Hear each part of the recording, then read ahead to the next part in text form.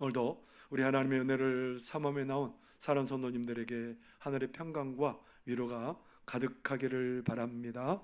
옆에 분에게 한번 인사하실래요? 하나님이 당신을 정말 사랑하십니다. 하나님께서 당신에게 복 주시기를 바랍니다. 하나님께서 당신을 지키시기를 바랍니다. 하나님께서 당신에게 평강 주시기를 바랍니다. 그렇게 되기를 바랍니다. 우리는 교회입니다. 교회라는 말이 여러분 무슨 말일까요? 그리스어로 교회라는 말이 에클레시아라는 말입니다. 뭐뭐로부터 부름을 받았다, 그런 의미인데요. 그리스는 직접 민주정치를 했답니다. 일정 연령 이상의 남자들을 나라가 어떤 일에 부딪혔을 때 사람들을 다 불러 몹니다. 사람들 보내서 여기 광장으로 오늘 몇 시까지 나오세요. 그러면 사람들이 다 나와서 있는 그 모인 무리들을 뭐라고 부르냐면 에클레시아라고 불렀답니다. 이 말을 사도 바울이 빌려온 거예요. 그래서 이 말을 교회라는 말로 쓰지요. 그래서 교회라는 말이 예수님을 믿고 하나님의 부름을 받고 모인 사람들, 그 사람들을 뭐라고 말하냐면 교회. 여기 우리는 다 교회로 모였습니다. 교회입니다. 이 교회는 뭐라고요? 예수님을 믿고 하나님의 부름을 받은 사람들의 모임. 누가 여러분을 불러주셨다고요? 하나님이. 천지를 지신 하나님이, 온 세상을 주관하시는 하나님이 여러분을 부르셨습니다. 여러분을 부르시는 것으로 끝나는 게 아니고 하나님께서 우리에게 하나님의 뜻을 이루는 사명을 주셨습니다. 여러분들은 누가 부르신 사람들이냐면 하나님이 부른 사람들이고 하나님께 사명받은 하나님의 뜻을 이루는 그런 사람들입니다. 최근에 우리 총회에서 청소년들을 불렀습니다. 기독교 학교 학교에 다니는 리더 아이들을 불렀답니다. 그 아이들을 대상으로 그렇게 또 말씀도 나누고 거기 장로의 신학대학교 기독교 학과에 다니는 학생들도 만나게 하고, 그렇게 해서 자기들이 누구로부터 부름받았고 어떤 사명을 가졌는지 그런 것들을 계속해서 이렇게 각인시켜주고, 그러면서 그들이 한 목소리로 외치는 소리가 뭐냐면 이렇게 외치게 합니다. 나는 하나님으로부터 부름받은 기독교 학교 학생 리더로서 하나님의 말씀을 배우고 그 말씀으로 살아가는 세상의 빛과 소금이 되겠습니다. 그 아이들에게 계속해서 얘기한 게 뭐예요? 나는 누구로부터 부름받았다는 겁니까? 하나님으로부터 부름받고 하나님의 말씀을 배우고 그 말씀대로 삶으로 말미암아 세상의 빛과 소금의 역할들을 감당하겠다는 그런 결단을 하게 했던 겁니다. 여러분, 우리가 하나님의 부름받은 사람들입니다. 하나님의 부름받은 사람들로 우리는 하나님께서 사명 준 사람들이에요. 하나님 주신 사명을 어떻게 받아들이고 그것을 어떻게 간직하고 살아가느냐에 따라서 그 사람의 삶의 방향이 달라질 수 있습니다. 1970년대 서울 청계천에서 빈민 구호 활동을 펼쳤던 일본인 목사님 노무라 목사님이 계세요. 그 목사님이 1968년도에 한국에 들어왔는데 청계천 빈민가를 보면서 얼마나 충격을 받았는지, 어떻게 저렇게 삶을 살까? 거기에서 하나님의 부르심을 느끼게 됐어요. 아, 하나님이 나를 이곳으로 부르시는구나. 그때부터 청계천 빈민 사역을 합니다. 1985년까지 약 50여 회를 한국에 드나들면서 청계천 빈민을 돕는 사역을 감당합니다. 그들을 위해서 뭘 했냐면 타가소를 짓고, 그리고 그들의 의료를 지원하고, 그런 일들 하는데 그가 자기 어머니께로부터 물려받은 자택을 팔고, 그리고 일본과 독일과 뉴질랜드에서 모금 활동을 해서 그 당시로만 해도 7억 정도 되는 그런 후원금을 모아서 그런 빈민들을 돕는 일을 했답니다.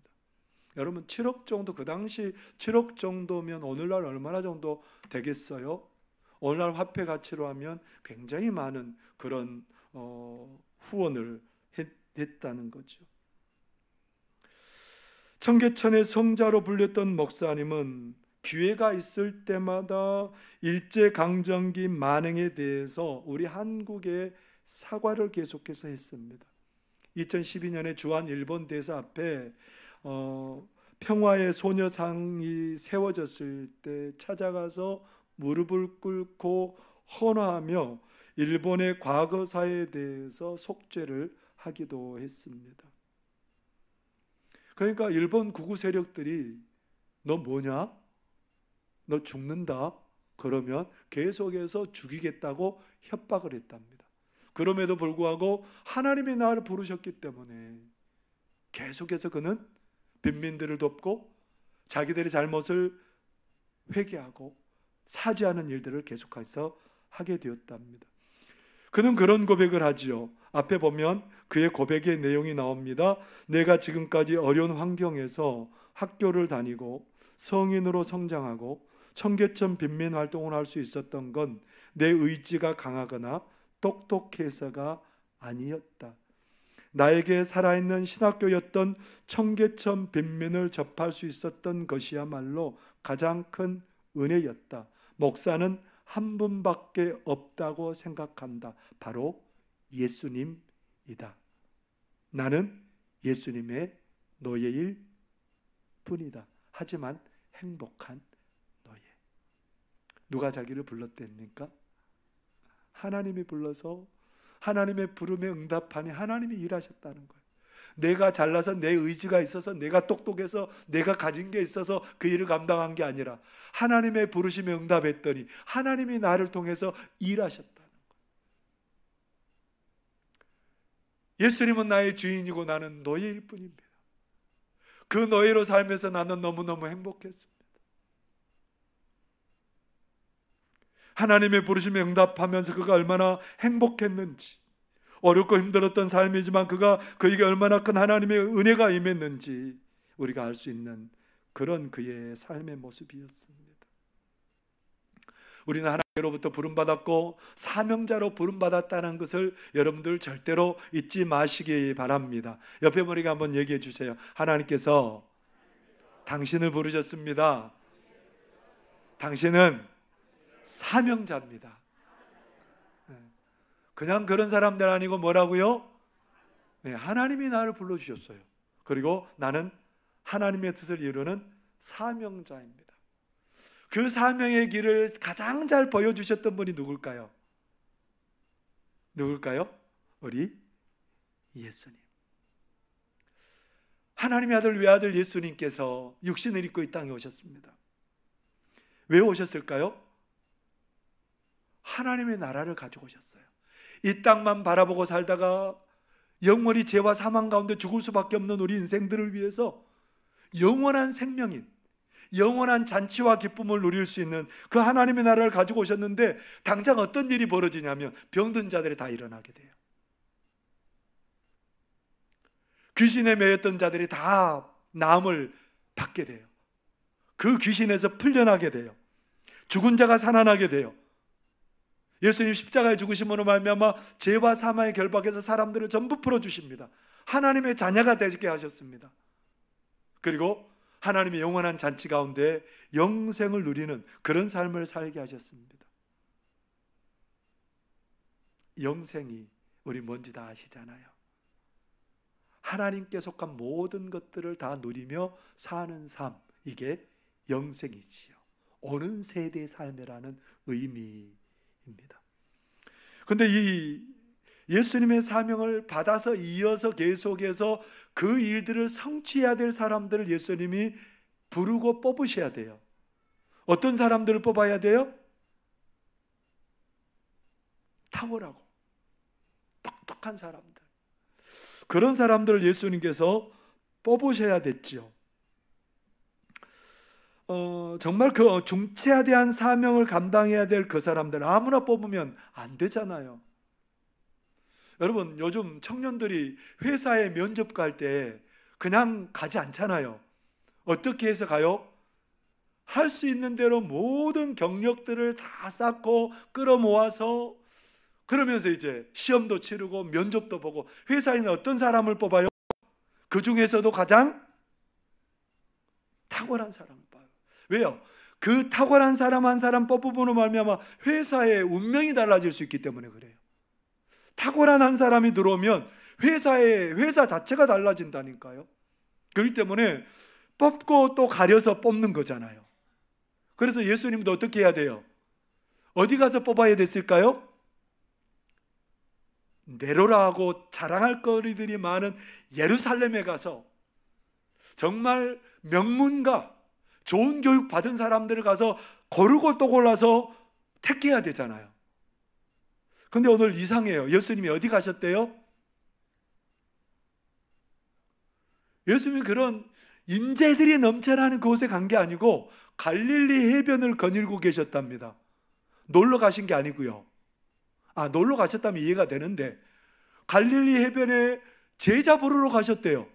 그 당시 예수님 시대 갈릴리라는 곳은 너무너무 형편없는 곳이에요. 갈릴리에는 절대로 좋은 인물도 날 수도 없고 좋은 사람들이 없는 불모지와 같은 곳이라고 생각을 했어요. 그런데 그곳에 예수님이 계세요.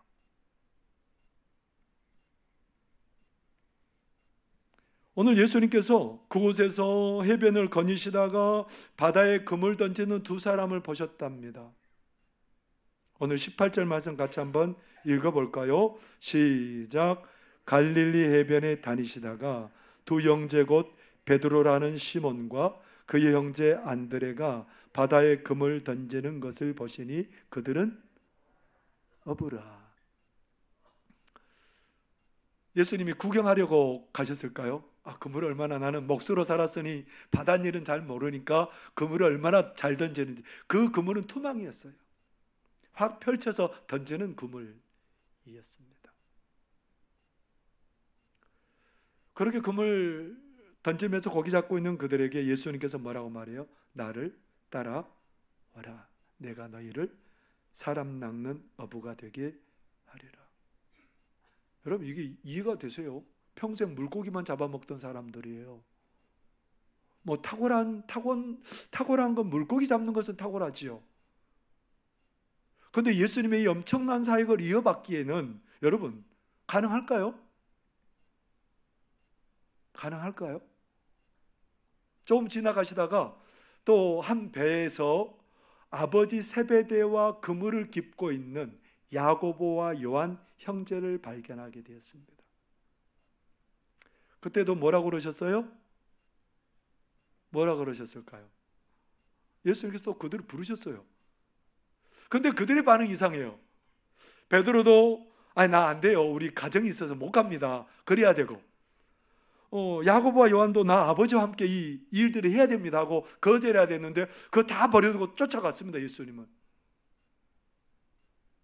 예수님 부르시니까 그 부르심에 응답하여 따라갔답니다. 여러분, 이런 부르심을 보면서 좀 낯설지 않아요? 불러야 될 사람을 불러야지. 그러지 않는 사람들을, 전혀 자격도 안 되는 사람들을 부르고 있잖아요. 베드로는 어떤 사람이에요? 가정이 있는 사람이에요. 베드로의 장모가 있다고 성경이 등장하고 있죠? 그럼 베드로에게 뭐가 있을까요? 아내도 있고 가족도 있고. 그 당시에 가장이 일을 안 하면 그 가정은 아무것도 못해요. 오늘날처럼 여성들이 어디에나 가서 일할 수 있는 그런 여건들이 아니고요. 그 당시 남성들도 일감이 없어가지고 하루 벌어 하루 먹고 살아야 되는 그런 상황이에요. 근데 베드로 보고 뭐라고 말해요? 가정을 책임져야 되는 베드로에게 오라는 거예요. 잘 살고 있는데 가정 꾸리고. 여러분, 이거 참 낯설지 않아요?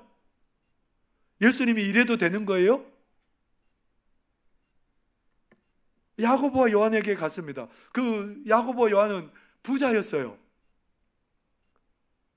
예루살렘에 집도 있습니다. 일꾼을 부리고 일하는 그런 부자 가정이에요. 근데 이 두 사람보다 뛰어난 사람들이 너무 많아요. 이 두 사람 아니어도 부를 사람 너무 많은데 이 두 사람도 약점도 있어요. 이 두 사람의 별명이 뭐냐면 우레 아들이에요. 뭘 금방 감추지 못한다는 거예요? 자기를 영접하지 않는 사마리아 사람들에게 예수님, 저들을 불을 내려서 저들을 다 태워버릴까요? 그렇게 말할 만큼 자기의 감정을 주체할 수 없었고 그럴 수 없었던 이 일을 주님의 사명을 감당하기에는 어떻게 보면 함량미달의 그 사람을 향해서 예수님 뭐라고 말해요? 나를 따르라. 나를 따라오라 그렇게 말씀하세요. 예수님의 부르심이 정말 맞는 건가 싶을 정도예요.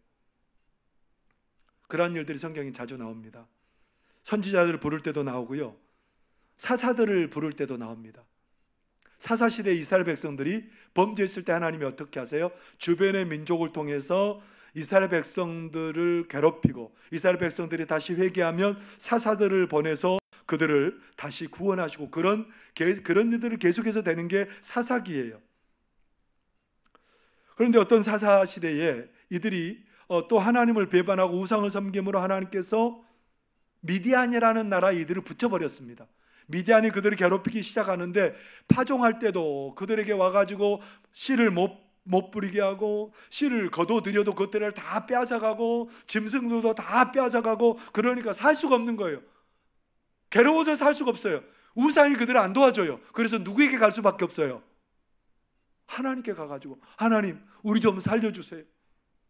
7년 동안 우리가 괴롭힘을 당하고 있습니다. 그렇게 하나님 앞에 도움을 요청하니까 하나님께서 누구를 보내냐면 기드온을 불렀습니다. 하나님께서 기드온을 부르셨는데 사사기 6장 14절에 보면 뭐라고 부르셨을까요? 함께 읽겠습니다. 시작. 여호와께서 그를 향하여 이르시되 너는 가서 이 너의 힘으로 이스라엘을 미디안의 손에서 구원하라. 내가 너를 보낸 것이 아니냐 하시니라. 기드온을 부르셨습니다. 여러분 얼마나 행복해요. 하나님이 나를 부르셨습니다.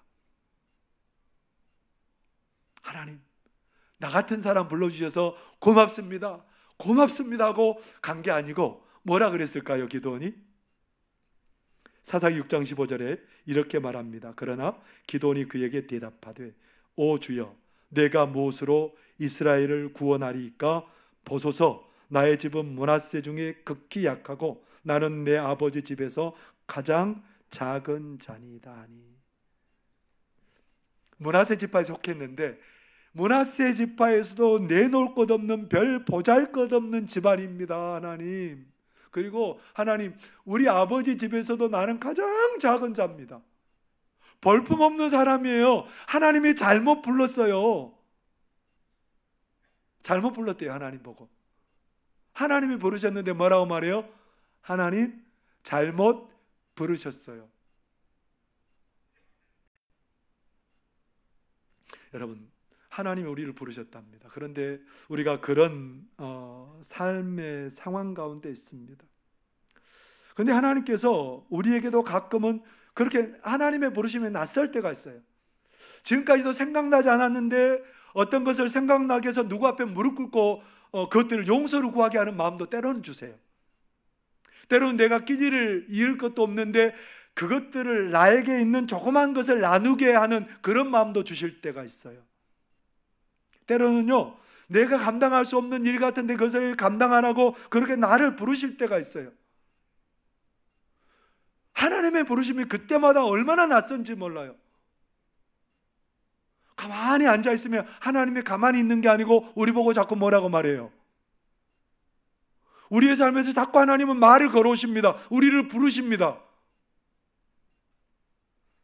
하나님이 부르시는데 우리는 그 부름이 왠지 낯설어요. 그럴 때마다 어떻게 해요? 내 감정의 문제겠지.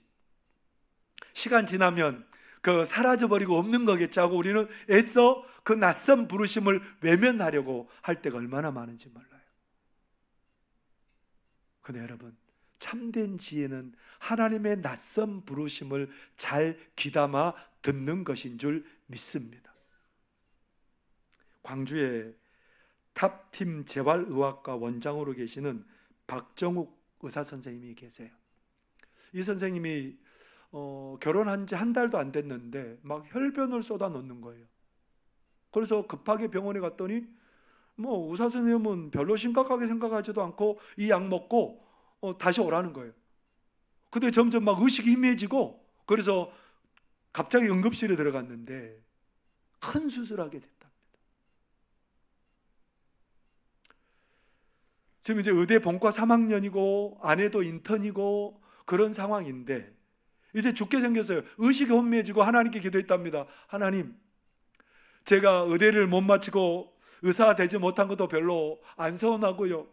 다 안 서운한데 결혼한 지 2주밖에 안 됐는데 아내를 혼자 두고 떠나려니 하나님, 어떻게 해야 됩니까? 하나님, 내가 어머니 아버지에게 그렇게 효도도 다 못했는데 하나님, 이거 어떻게 해야 됩니까? 하나님, 다른 거 다 괜찮고요. 남겨진 아내와 우리 부모님을 하나님이 좀 잘 기억해 주시고 좀 하나님께서 붙들어 주세요. 그렇게 기도했답니다. 나중에 의식을 차리고 보니 중환자실에서 움직이도 못하고 조금만 움직이도 아파하고 너무너무 힘든 그런 상황을 지나게 되었답니다. 그러면서 환자들이 아픔을 알았대요. 환자들이 코에 이것들을 꿰고 있을 때 얼마나 힘든지 그런 것들을 알게 되었대요. 하나님께서는 그 상황을 통해서 나를 어떻게 부르시나, 하나님이 이 상황을 통해서 이 선생님을 부르기를 원했던 거예요. 그 상황을 통해서 뭔가 하나님이 그를 불러 쓰시기를 원했던 거예요. 근데 우리는 어때요? 그런 하나님의 부르심을 자꾸 외면하고 살아요. 근데 여러분, 하나님의 낯선 부르심을 하나님이 우리를 낯설게 부르실 때에 우리가 응답할 때에 놀란 은혜의 역사를 경험하게 될 줄 믿습니다. 낯설게 부르셔서 하나님, 이거 아니에요, 나 부르신 거 아니에요, 애써 외면하고 사는 게 아니라 낯설지만 나에게 익숙하지 않지만 그 부르심에 응답할 때에 우리의 삶에 놀라운 역사가 열리는 그런 은혜를 맛보게 된다는 거예요. 야고보, 우리가 생각에는 그렇게 하나님 부르셨으니까 좀 오래 써먹어야 되잖아요. 3년 동안 훈련도 하고 그렇게 막 귀하게 했으니까 좀 오래오래 사명 감당하면 좋겠는데 얼마 사명 감당하지도 못하고 칼에 목베임을 당하 숨겨 있어요. 그런데 여러분, 이 야고보 사도가 순교함으로 말미암아 사람들에게 뭐가 깨어났을까요? 신앙의 야성이 깨어난 거예요. 신앙의 사람은 저렇게 사는 거구나. 목숨을 내어놓고 하나님 사랑하는 거구나. 그런 걸 보여준 거예요. 베드로는 어떤 일이 벌어졌어요? 하나님의 부르심에, 그 어려운 상황에서 너무너무 낯선 부르심에 응답했더니 베드로의 삶을 통해서 엄청난 일들이 벌어져나요. 한번 설교하는데 5,000명, 3,000명의 사람들이 오게 되고요. 병든 자가 일어나게 되고요. 죽은 자도 살리는 역사가 일어나고요. 이방인 백부장 고넬료의 가정을 그렇게 복음을 전해서 그 가정이 복음을 받아들여서 이방인들 향한 복음의 문이 열리게 되는 그런 역사가 일어나게 되었어요. 사도 요한은 가장 오래까지 살면서 신앙의 유산을 다음 세대에 물려주는 굉장히 중요한 역할을 한 사람이 요한입니다. 이들이 나중에 이스라엘 백성들의 최고봉이라고 할 수 있는 사람들에게 어떤 인정을 받는지 아세요? 옛날에 고기 잡아먹고 살 때는 누구도 거들떠보지 않았어요. 누구도 신경 쓰지 않고 누구도 눈에 띄지 않는 그들이었는데 성전에 올라가다가 40년 동안 안전뱅이로 살았던 사람을 일으켜 세워요. 그리고 백성들에게 복음을 전하는데 그 사내들인 공회원들이 그들을 불러 세워요. 너희들 한 번만 더 전하면 죽는다. 협박하고 위협합니다. 그런데 그들의 평가가 뭐냐면요, 이스라엘 백성들 중에 최고봉이라고 할 수 있는 그들의 평가는 뭔지 여러분 사도행전 4장 13절 한번 같이 읽어보겠습니다. 시작.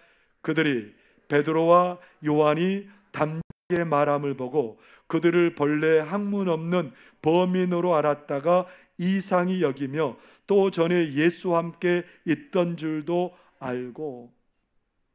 그들이 이길 수가 없었어요. 감당할 수가 없었어요. 별거 아닌 거라고 생각했는데 그들에게 인정을 받을 만큼 그런 사람들로 든든히 서게 되었던 겁니다. 낯선 부르심이지만 그 부르심에 응답하여 나갈 때에 내가 전혀 생각지 못한 그 엄청난 세계를 경험하는 역사가 일어나게 되었던 거지요.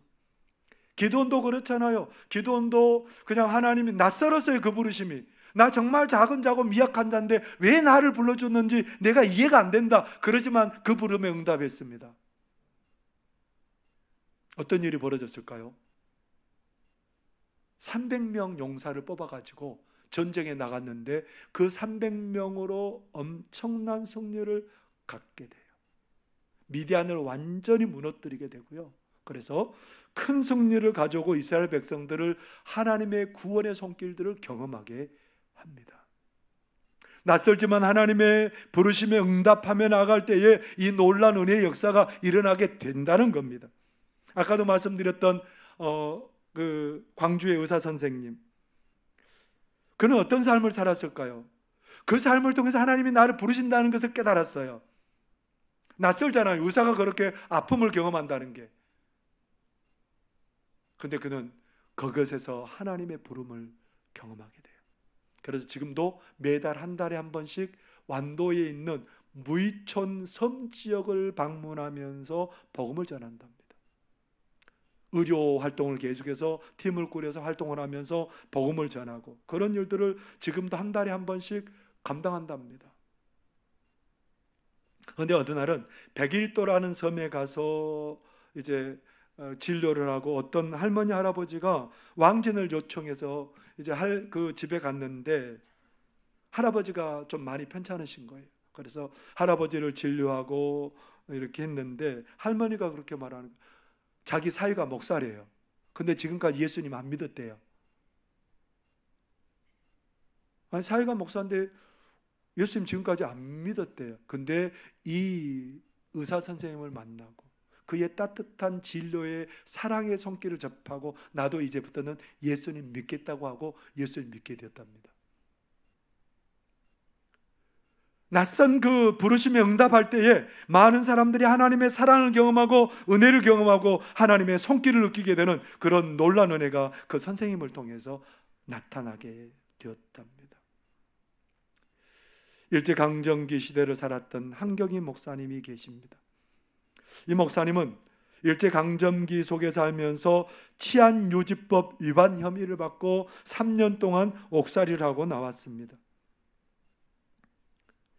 근데 그 당시에 만주 지역에 총회에서 사람들을 뽑아서 선교사처럼 보내려고 하는데 아무도 지원을 안 해요. 왜냐하면 그곳이 너무 힘들다는 거 알기 때문에 그래요.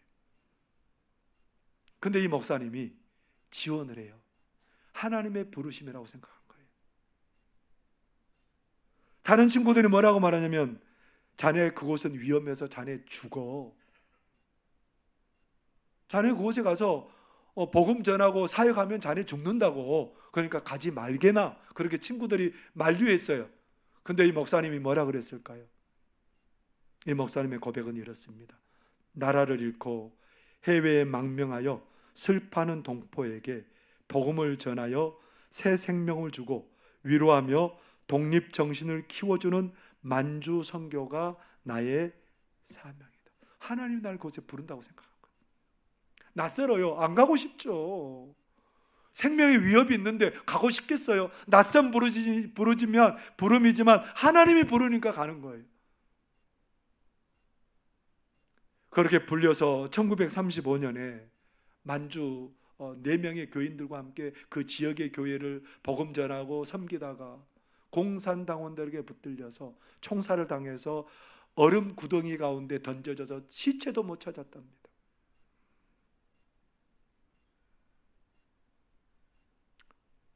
낯선 부르짖으면 그러나 그가 하나님의 부름에 응답했을 때 오늘날 우리 한국교회에 그러한 놀라운 그러한 믿음의 정신이 그런 목사님들을 통해서 우리에게 오늘날도 계승된 줄 믿습니다. 그런 목사님들이 계셨기에 오늘날 많은 후배들이 그 길을 걸어가고, 그런 목사님도 계셨는데 나도 가야지, 그런 결단을 하게 되는 그 길을 개척하셨던 것이지요. 여러분, 우리 하나님 우리를 부르셨습니다. 우리 하나님 우리에게 말씀하십니다. 여러분, 가만히 하나님 앞에 무릎 꿇고 하나님을 여러분 바라보실 수 있기를 바랍니다. 때로는 낯설지만 우리를 부르실 때가 있습니다. 너 기도의 자리에 나가라. 이거 하나님 너무너무 낯선데요. 너 용서의 자리에 나가라. 하나님 이거 안 되는데요. 너 섬김의 자리에 나가라. 내가 섬길 게 없는데요. 너 예배 자리에 나가라. 너 복음을 전하는 자리에 나가라. 이거 하나님 나에게 낯선데요. 그러나 여러분, 낯설지만 하나님의 음성을 듣고 하나님의 음성에 순종할 때에 내가 생각하지 못한 일들을 경험하는 역사가 일어나게 될 줄 믿으시기를 바랍니다. 가만히 여러분 앉아서 하나님 바라보십시오.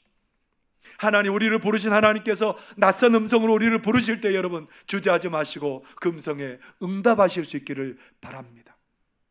그래서 그 음성에 응답할 때에 하나님이 예비하신 그 놀라운 세계를 경험하고 누리며 살아가는 저와 여러분의 삶이 되시기를 바랍니다. 기도하겠습니다. 사랑하는 하나님 아버지, 고맙습니다. 하나님, 우리를 부르시고 우리에게 사명 주시고 하나님 우리에게 생각지 못한 그 놀라운 세계를 경험하게 하실 줄 믿습니다. 하나님의 음성 듣게 하여 주시고 낯선 부르심일지라도 하나님 저희들이 그 부르심에 응답하며 나아가는 그런 믿음의 사람들이 다 되게 하여 주옵소서. 하나님, 우리들이 섬기는 자리에 있기를 원합니다. 하나님, 우리들이 복음 전파의 자리에 있기를 원합니다. 예배 자리에 있기를 원합니다. 하나님, 위로의 자리에 있기를 원합니다. 하나님 부르실 때 우리는 언제든지 그곳으로 달려가도록 우리의 걸음을 인도하여 주옵소서. 예수님 이름으로 기도하옵나이다. 아멘.